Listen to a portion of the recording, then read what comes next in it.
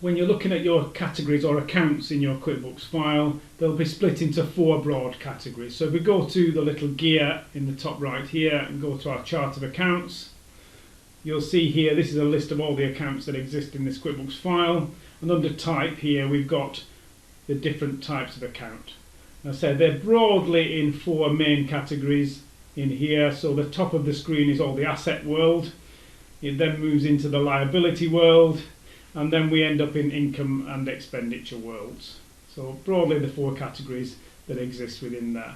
Here we're going to focus on the asset accounts. So the asset accounts are at the top of your screen and form, again, the assets of the business. So they're either current assets or maybe fixed assets, tangible assets in here. So we've got in the list here of typical assets would be your bank accounts, your debtors, people who owe you money, stock as an asset, as a current asset, and perhaps some tangible assets, fixed assets, where you might have fixtures and fittings, office furniture, vehicles, that kind of thing.